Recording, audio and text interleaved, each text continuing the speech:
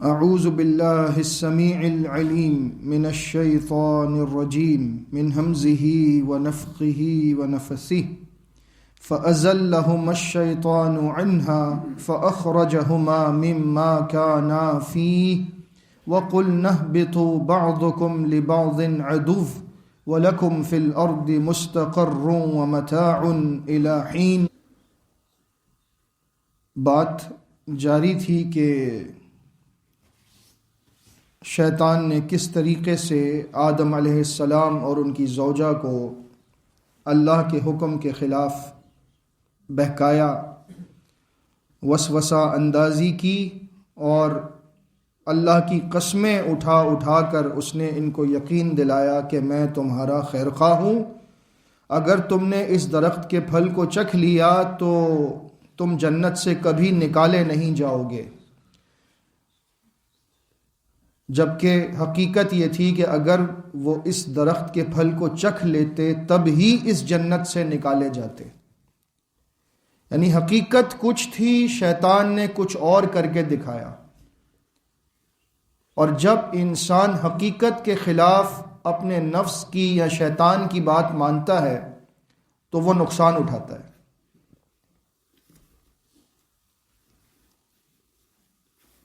اس معاملے کو ہم اپنی زندگی پر منطبق کر کے دیکھتے ہیں کہ ہمیں کیسا سبق ملتا ہے۔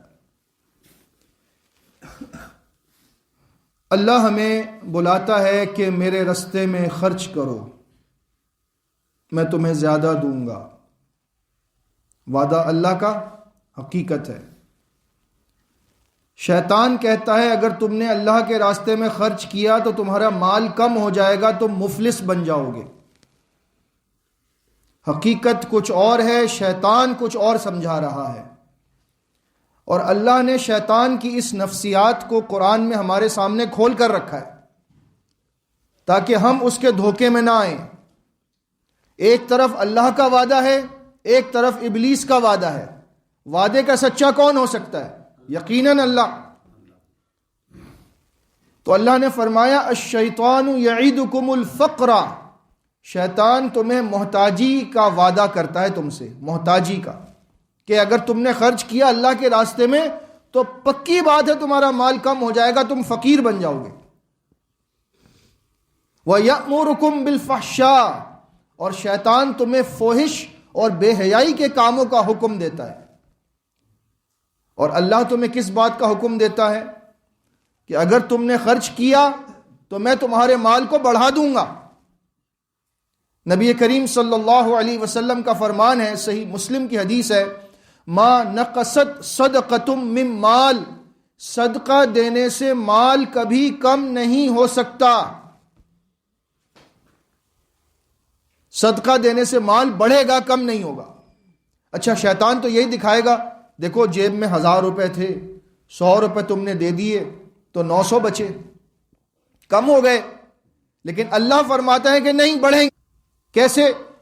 کہ آپ نے اگر وہ 1000 روپیہ بچا کر رکھا ہوتا اور اللہ نہ کرے وہ کوئی آپ سے ڈاکو لے کر چلا جاتا، اللہ نہ کرے وہ کسی حادثے میں اسپتال میں خرچ ہو جاتے تو وہ 1000 نہیں بچتے، لیکن وہ 100 دینے سے 900 میں اتنی برکت ہوگی کہ نہ کوئی آپ کا مال چھینے گا، نہ کوئی آفت آئے گی، نہ کوئی پریشانی آئے گی، بلکہ وہ پیسہ صحیح اللہ خیر و برکت سے خرچ کروا دے گا۔ تو ایسے مال بڑھتا ہے، کم نہیں ہوتا۔ بخیل آدمی سمجھتا ہے کہ میں نے مال بچا لیا، لیکن وہ بچتا نہیں ہے، وہ ضائع ہوتا ہے۔ کسی کی مدد کرنے میں 100 روپیہ دیتے ہوئے جان جاتی ہے، لیکن ڈاکٹر کے پاس جا کر 10,000 روپے خرچ کرنے میں بندہ کہتا ہے یہ تو بس کیا کریں، مجبوری ہے۔ اگر پہلے اس کام کو کر لیتے تو یہ مجبوری نہ آتی، یہ مصیبت نہ آتی۔ لیکن شیطان ہمیں ڈراتا ہے کہ خرچ نہ کرو، ضائع ہو جائے گا، پیسہ برباد ہو جائے گا۔ تو یہ شیطان کی نفسیات ہے، اس کو سمجھیں۔ ایسے ہی اللہ ہمیں حیا کا حکم دیتا ہے اور شیطان ہمیں بے حیائی کا حکم دیتا ہے۔ شیطان ہمیں ایسے کاموں میں لگانا چاہتا ہے جس سے ہمارا وقت بھی برباد ہو اور ہمارا ایمان بھی خراب ہو، اور اللہ ہمیں سمجھا رہا ہے کہ تمہاری جان، یہ زندگی بہت قیمتی ہے، اس کا ایک ایک لمحہ قیمتی ہے، اس کو ضائع نہ کرو۔ حتیٰ کہ جنتی بھی جب دنیا میں جو زندگی گزار کے جنت میں چلے جائیں گے تو وہاں جا کر بھی وہ اس وقت پر حسرت کریں گے جو وقت انہوں نے کچھ ایسے کام میں لگا دیا جس میں اللہ کا ذکر نہ ہوا، جس میں نماز نہ ہوئی، جس میں قرآن نہ ہوا، جس میں دین نہیں تھا۔ اس وقت کو وہ سوچ کر کہیں گے کاش کہ ہم نے وہ وقت بھی اللہ کے لیے لگایا ہوتا تو اس جنت سے بھی بڑی جنت میں جاتے۔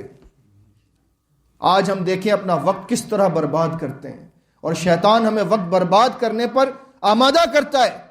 اس نے ہاتھوں میں ہمارے ہی کھلونا دے دیا ہے کہ لو اس کو استعمال کرو، وقت ضائع کیے جاؤ۔ گیمز کھیل رہے ہیں بچے، مختلف قسم کے ایسے کام کر رہے ہیں کہ جن میں کوئی فائدہ نہیں ہے دنیا کا نہ دین کا، لیکن بس وقت ضائع ہو رہا ہے۔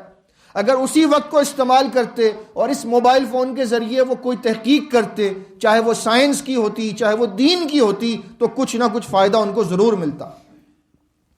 تو یہ شیطان کی نفسیات ہے، اس کو سمجھنے کی کوشش کریں۔ اللہ کا وعدہ سچا ہے، شیطان کا وعدہ جھوٹا ہے۔ سورہ ابراہیم میں اللہ رب العزت نے وہ الفاظ شیطان کے نقل کیے ہیں جو وہ قیامت کے دن کہے گا، وَوَعَدْتُكُمْ فَأَخْلَفْتُكُمْ، میں نے تم سے وعدہ کیا تھا اے انسانوں اور میں نے وعدہ خلافی کر دی ہے۔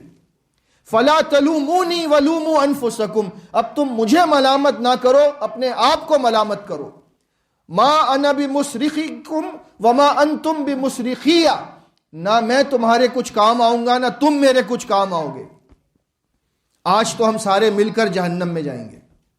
تو شیطان کو یہ بات اچھی طرح معلوم ہے کہ انسان کمزور ہے، وہ انسان کے ذہن اور اس کے دل میں وسوسے ڈال کر اس کو اللہ کے حکم کے خلاف کرنے پر تلا ہوا ہے، کیونکہ اس کی دشمنی کی بنیاد یہ ہے کہ میں آدم کی وجہ سے جنت سے نکلا، آدم کے بیٹے کو جنت میں جانے نہیں دوں گا۔ اور اللہ نے وعدہ کیا ہے کہ جو میرے مخلص بندے ہیں ان پر تیرا زور نہیں چلے گا، ان پر تیرا وار نہیں چلنے دوں گا، کیونکہ وہ میری پناہ میں آئیں گے، میں ان کو پناہ دوں گا۔ لیکن جو میری پناہ سے نکل کر تیرے بندے بن گئے تو میرا وعدہ ہے، مجھے میری عزت کی قسم ہے کہ میں تجھ سے اور ان سب سے جہنم کو بھر دوں گا۔ اب ہم دیکھ لیں کہ کس طرف ہیں، بارڈر کے کس طرف ہیں، رحمان کی طرف یا شیطان کی طرف، یہ ہمیں خود فیصلہ کرنا ہے۔ لہٰذا اپنی اصلاح کرنے کی کوشش کریں۔ اس آیت کو مکمل کرتے ہیں انشاءاللہ۔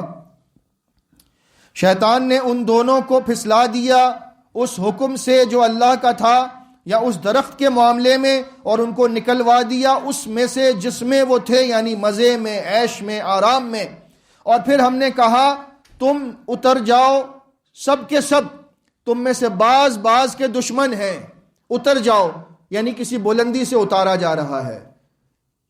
یعنی کہ یہ جنت تھی جہاں سے آدم علیہ السلام کو، اماں حوا کو اور ابلیس کو اتارا جا رہا ہے، اور ساتھ میں بتایا جا رہا ہے بعضکم لبعض عدو، تم میں سے بعض کے دشمن ہیں، بعض کے دشمن۔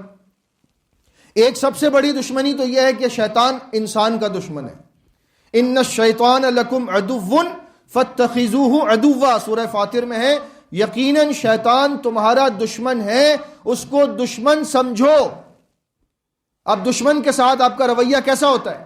آپ دشمن سے ہوشیار رہتے ہیں یا آپ سکون سے رہتے ہیں؟ ایک بندہ ہو اس کے دشمن ہو، وہ ہمیشہ اپنے ساتھ گن رکھتا ہے، ہتھیار رکھتا ہے، اگر مجھ پر حملہ ہوا تو میرے پاس کچھ ہونا چاہیے۔ تو جو آدمی اس کے دشمن بھی ہو اور بڑے خطرناک ہو لیکن وہ اس بات کی پرواہ نہ کرتا ہو، تو آپ سمجھ سکتے ہیں کہ دشمن اس کو کتنا نقصان پہنچائے گا۔ اس لیے دشمنی کے اندر بندے کو اپنی حفاظت کا پورا اہتمام کرنا پڑتا ہے۔ جب شیطان ہمارا دشمن ہے تو ہمیں اہتمام کرنا ہوگا کہ کہیں وہ ہم پر حملہ نہ کر دے، اور اس کا حملہ ایسے نہیں ہوتا کہ بندوق سے کر دیا یا آپ کو خنجر سے مار دیا، اس کا حملہ اس سے بھی زیادہ خطرناک ہے، کیونکہ بندوق سے یا خنجر سے آپ کی جان جا سکتی ہے، لیکن شیطان کے حملے سے آپ کی آخرت چلی جاتی ہے۔ اس لیے وہ بڑا دشمن ہے، معمولی دشمن نہیں ہے۔ اس کی دشمنی کو سمجھیں، اس کی نفسیات کو سمجھیں، اپنے آپ کو اس سے بچانے کے لیے اللہ کے ذکر میں آ جائیں، نماز میں آ جائیں، قرآن کی طرف آ جائیں، مسجد میں آ جائیں۔ یہ اللہ کی پناہ گاہیں ہیں دنیا میں شیطان کے شر سے بچنے کے لیے۔ اور پھر ہم آپس میں بھی ایک دوسرے کے دشمن ہیں۔ شیطان تو ہمارا دشمن ہے ہی، انسان بھی ایک دوسرے کے دشمن بن جائیں گے، کیونکہ شیطان ان میں دشمنی ڈال دے گا۔ حتیٰ کہ یہ اتنا خبیث ہے، اتنا ہوشیار ہے، اتنا مکر والا ہے کہ یہ بھائیوں میں بھی اختلاف پیدا کروا دیتا ہے۔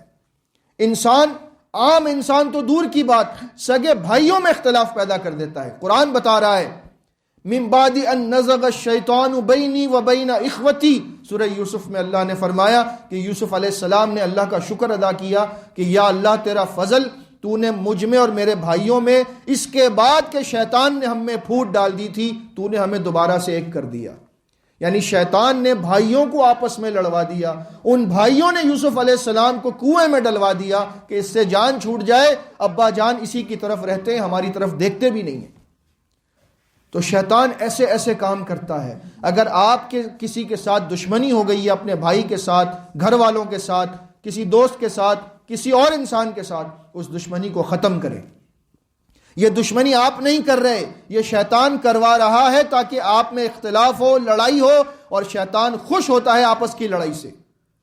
اور شیطان سب سے زیادہ خوش ہوتا ہے ایک کام کروا کے۔ صحیح بخاری اور صحیح مسلم کی حدیث ہے، شیطان ابلیس اپنا تخت پانی پر لگا کر بیٹھتا ہے، اور نبی کریم صلی اللہ علیہ وسلم نے فرمایا اس کے چیلے جتنے ہیں سارے چھوٹے بڑے شیطان، وہ آ کر اس کو رپورٹ کرتے ہیں، آج ہم نے یہ کروایا، آج میں نے اس میں لڑائی کروا دی، آج میں نے اس سے یہ کام کروا دیا۔ وہ کہتا ہے تو نے کچھ بھی نہیں کیا، تو نے کچھ نہیں کیا، یہ کوئی کام ہے؟ پھر ایک آ کر اس سے کہتا ہے کہ میں نے اس کو اس کی بیوی سے لڑوایا، اور ایسا لڑوایا کہ میں نے ان دونوں کی طلاق کروا دی۔ تو ابلیس کہتا ہے تو میرے پاس آ کے بیٹھ جا، تو نے کوئی کام کیا ہے، تو نے کچھ کیا ہے آج۔ اور وہ اس پر بڑا خوش ہوتا ہے اور اسے شاباش دیتا ہے۔ تو یہ دشمنی شیطان ایسے ڈلواتا ہے کہ میاں بیوی آپس میں لڑ جاتے ہیں، اور لڑتے لڑتے الگ ہو جاتے ہیں، خاندان اور گھر تباہ ہو جاتے ہیں۔ اور شیطان یہی چاہتا ہے کہ انسان لڑتے رہیں، آپس میں فساد رہے، فتنہ رہے، لوگ لڑتے رہیں اور ان کی زندگی میں سکون نہ رہے۔ جب یہ بے سکون ہوں گے تو یہ اللہ سے دور ہو جائیں گے، مایوس ہو جائیں گے، پھر میرا کنٹرول ان پر چلے گا اور میں ان کو اپنے ساتھ جہنم میں لے کر جاؤں گا۔ تو اللہ رب العزت ہمیں شیطان کے شر سے بچائے۔ یہ بڑا خطرناک دشمن ہے ہمارا۔